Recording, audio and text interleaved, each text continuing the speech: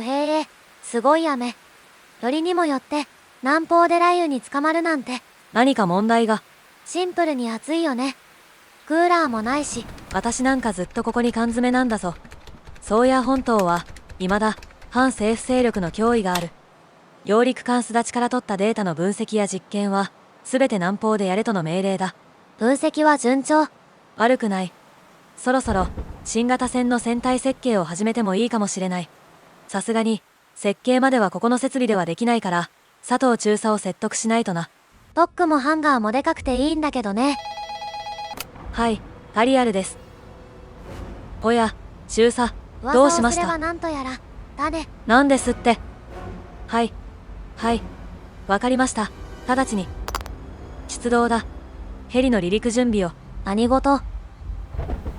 海軍の旧式艦2隻が夜間訓練中に衝突した。乗員の救助と艦艇喪失を敵に悟らせないために速やかな自治処分を行う。恐ろしいのはこれで海軍の稼働艦艇がゼロになったことだ。あの中将絶対に代替艦をすぐ作れと言ってくるぞ。産業確定だね。衝突事故からちょうど1週間ですか。今日の呼び出しは進捗報告といったところでしょうね。新型フリゲートの設計を依頼してからこの島にこもりったなしらしいからな。機関選定ぐらい終わっているかな。何か停泊していますね。いや、まさか知事して1週間だからね。明らかに新型船ですね。仕事が早いってレベルじゃないな。彼女影分身とかできるの？こんにちは、アリアル4号です。コピーロボットだったか。仲いいですね。早く降りません。おや、中佐はヘリはお嫌いかな。うるさいな。私も昔は高所恐怖症だったんだが海軍航空隊の荒いフライトで強制されたよ。今度どう？遠慮します。環境で待っています。通路を進んで階段を上がってきてください。心臓感の匂いだ。ご足労をおかけしました。構わんさ。私はもうヘリも平気だからな。私は。こっち見ないでくれます？とりあえず出港しましょう。試験航海を行いながら本船を紹介します。操船の権限は基本的に CIC にあるのでボタンで切り替えます。怒り上げ、電磁指導。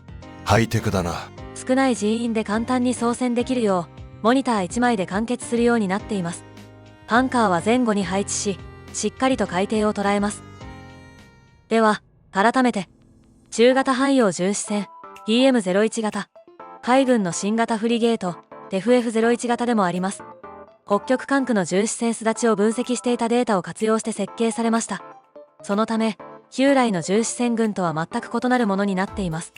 最高速度は70ノット、加速力も十分です。ムチ打ちになりそう。推進機は2軸の可変ピッチプロペラ、左右のピッチを反転させることでこんなゲートも可能です。船も超深地旋回できるんですね。また鉄道橋を迂回せずに済むようマストの高さを抑えました。道路橋もくぐれる？それは無理です。断面図はこんな感じ。船体内上部構造物に層ずつの4層構造。では順番にご案内しましょう。まずは環境。機能は限定的で平時の操船と監視に使用します。扉からウイング兼サイドデッキに出られます。後で見に行きましょう。階段を降りると上甲板、船体の2部分に降りられます。船首には海軍からの強い要望で連装バトルキャノンを装備しました。いいね。沿岸警備隊モデルもバトルキャノンを？中型タレットリングサイズの他の武装に変更することもできます。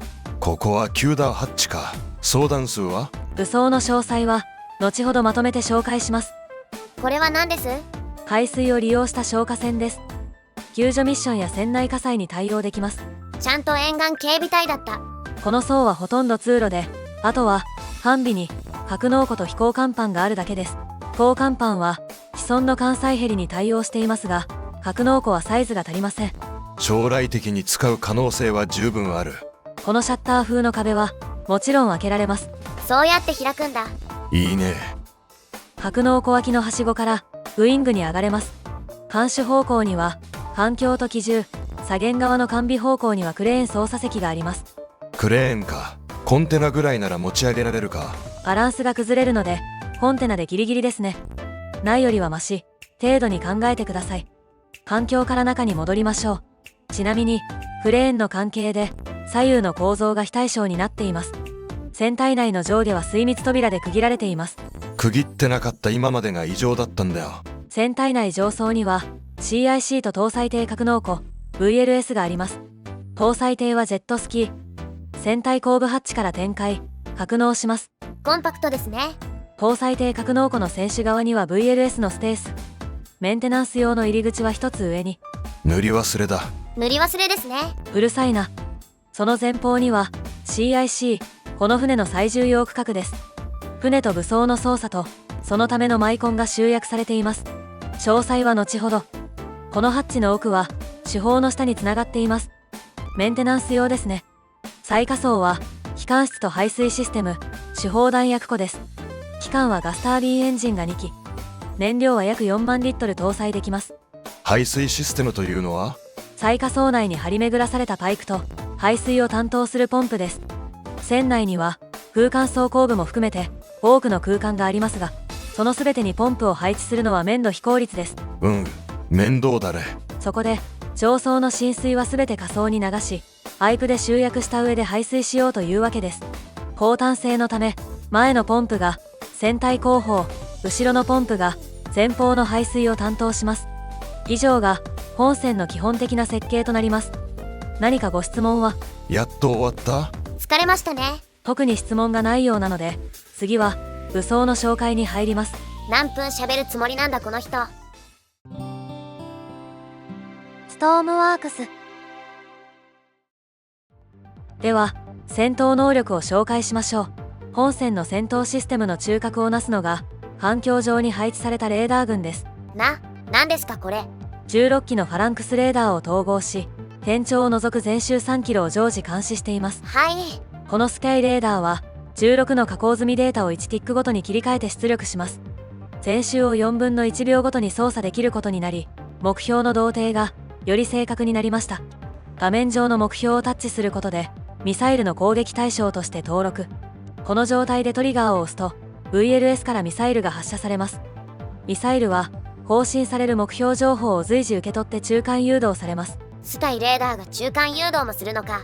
このミサイルを13セルに計39発装填しています。スダチと同じく自動防空システムも兼ねているのか。将来的にはそうなる計画ですが、現時点ではまだ。鈴木少佐にレビューを依頼したところ、ボロクソに言われまして。は3キロ以内をこんなにレスポンス悪い VLS サムで対応？軽空脅威なめてんのか。空を飛ぶものに関しては彼女の知見は信頼できます。空を飛ぶものに関してはです。そういうわけで防空については今後のアップデートで対応することとします。さて次は主砲と FCS を紹介します。主砲は中型タレットサイズの連装バトルキャノン。単装砲とほぼ同サイズで2倍の砲弾を投射。サプライ部分を設けることで無停止での連続射撃が可能です。これは沿岸警備隊が以前から使用している方式を改良したものになります。そして目標を捉え砲に情報を渡すのが FCS。CIC の操作席からコントロールします。画面には方位、仰角、旋回角、FCS の状態が表示されます。FCS をオンにするとレーザーで計測した距離が右側に表示されます。また必要であればレーダーによるロックオンが可能です。この場合レーザーが命中していなくてもレーダーによる距離測定で座標を算出します。距離 2500 メートルでの静止目標に対する射撃がこの通り。右は風力 50% 下です。風が吹いていてもそれなりの精度ですね。時間の速度や傾き、そして風を考慮に入れた弾道計算を行います。移動目標に対してはどうか？残念ながら移動目標にはそのままでは命中しません。目標の速度計算プロセスが不完全なため組み込んでいないからです。そのため砲手がオフセットを手動で設定し調整する必要があります。今後の課題だな。正直まだまだ課題だらけです。対空戦闘、ソナーと対戦攻撃能力に妨害装置、順次アップデートしていきます。防御は？はい。排水装置の話はありましたが、防御能力についてもう少し説明を。紙紙？防御能力はほぼありません。本船は本船搭載のミサイル一発で撃破できます。なんなら排水システムもパイプが分岐しているせいで排水能力低くて使い物になりません。何を誇らしげに言っているんですか。とりあえず最低限の装備品で稼働艦艇を確保する、そういう話だったでしょう。だが特に対空戦闘能力については早急にアップデートを頼む。もちろんです。早速。こちら管区本部、聞こえますか？どうした？オルセン湾に反政府勢力が出現。複数の艦艇と戦車部隊が村を占拠しました。手薄になったことを嗅ぎつけてきたか。よし、中将、この船でオルセンに向かい直ちに撃退しましょう。いいだろう。カタログスペックばかり聞かされて飽きてきたところだ。待ってください。